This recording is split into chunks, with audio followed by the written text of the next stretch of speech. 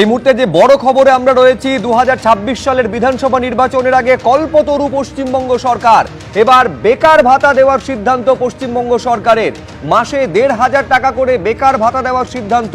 15ই August থেকে এই বেকার ভাতা দেওয়া হবে বলে রাজ্যের তরফে সিদ্ধান্ত নেওয়া হয়েছে। মাধ্যমিক উত্তীর্ণ 21 থেকে 41 বছর বয়সীরা এই বেকার ভাতা পাবেন। পাশাপাশি আরও একাধিক প্রকল্পের ক্ষেত্রে বরাদ্দ বাড়ানো হয়েছে। যেমন লক্ষ্মীর ভান্ডারে বরাদ্দ বেড়েছে 500 টাকা। ফেব্রুয়ারি মাস থেকে অর্থাৎ চলতি মাস থেকে এই লক্ষ্মীর ভান্ডারে বর্ধিত টাকা পাওয়া যাবে। উপভোক্তারা এই বর্ধিত টাকাটা পাবেন। এই মাস থেকেই সাধারণ মহিলারা মাসে 1,500 টাকা করে পাবেন এবং এসসি এসটি মহিলারা মাসে 1,700 টাকা করে পাবেন। কিন্তু বেকার ভাতা আজকে ঘোষণা করা হয়েছে, সিদ্ধান্তের কথা জানানো হয়েছে রাজ্য সরকারের তরফে। কি রয়েছে তাতে আমি আরো বিস্তারিত জানবো। উজ্জ্বল মুখোপাধ্যায় আমাদের প্রতিনিধি রয়েছেন। উজ্জ্বল, দেখো, সেটা হচ্ছে যে আরো একটা নতুন প্রকল্প সেই ঘোষণা করা হলো, যে প্রকল্পের নাম দেওয়া হয়েছে বাংলার যুব সাথী। এই প্রকল্পে বলা হচ্ছে যে যারা মাধ্যমিক পাস অথবা সমতুল্য, অর্থাৎ মাধ্যমিক অথবা সমতুল্য যারা পরীক্ষায় পাশ করবেন এবং রাজ্য সরকারের থেকে যারা কোনো স্কলারশিপ নেবেন না, এদের ক্ষেত্রে এই সাহায্য তাদেরকে করা হবে। মাসে 1,500 টাকা এই প্রকল্পের জন্য মাসে 1,500 টাকা করে এই যুবক যুবতীদের দেওয়া হবে তাদের আর্থিক সাহায্যের জন্য, এবং 5 বছর পর্যন্ত সর্বোচ্চ এই সাহায্য কিন্তু তারা পাবেন।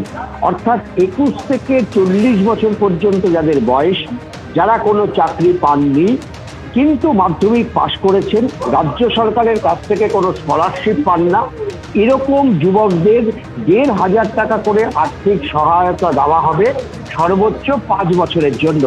রাজ্য সরকার এই নতুন প্রকল্পের কথা ঘোষণা করলেন এবং একই সঙ্গে অবশ্য জানিয়ে দেওয়া হয়েছে যে 15ই আগস্ট 2026, অর্থাৎ স্বাভাবিকভাবে ভোটের পরই এই প্রকল্প চালু হবে। 15ই আগস্ট 2026 থেকে এই প্রকল্প চালু হবে এবং 5,000 কোটি টাকা এর জন্য ব্যয় বরাদ্দ করা হয়েছে। দেখো, আমরা কিন্তু দেখতে পাচ্ছি একদিকে যেমন লক্ষ্মীর ভান্ডার থেকে শুরু করে দিয়ে অনেকগুলো ক্ষেত্রেই কিন্তু যেমন অর্থ বরাদ্দ বাড়ানো হয়েছে, পাশাপাশি আশাকর্মী, প্যারা টিচার, সিভিক ভলেন্টিয়ার থেকে শুরু করে এদের ক্ষেত্রেও কিন্তু 1,000 টাকা করে মাসিক বৃদ্ধি করা হয়েছে। আইসিডিএস, যে সমস্ত মহিলা কর্মীরা আইসিডিএস প্রকল্পের সঙ্গে যুক্ত, তাদের 1,000 টাকা ভাতা বৃদ্ধির কথা এই যে ভোট অন অ্যাকাউন্ট সেখানে পেশ করা হয়েছে। এবং যদি চাকরিকালীন অবস্থায় কেউ মারা যান তাহলে 5 লক্ষ টাকা পরিবারকে সাহায্য করা হবে।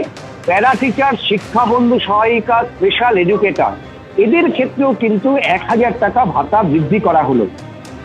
একই সঙ্গে civic volunteer, village volunteer, green police, এই যে বিপুল পরিমাণে কর্মীরা রয়েছেন তাদের ক্ষেত্রেও কিন্তু 1,000 টাকা ভাতা বৃদ্ধির কথা ঘোষণা হয়েছে। এবং এরা যদি চাকরিরত অবস্থায় মারা যান তাহলে পরিবারকে 3 লক্ষ টাকা ক্ষতিপূরণ দেওয়া হবে। এবিপি আনন্দ, এগিয়ে থাকে, এগিয়ে রাখে।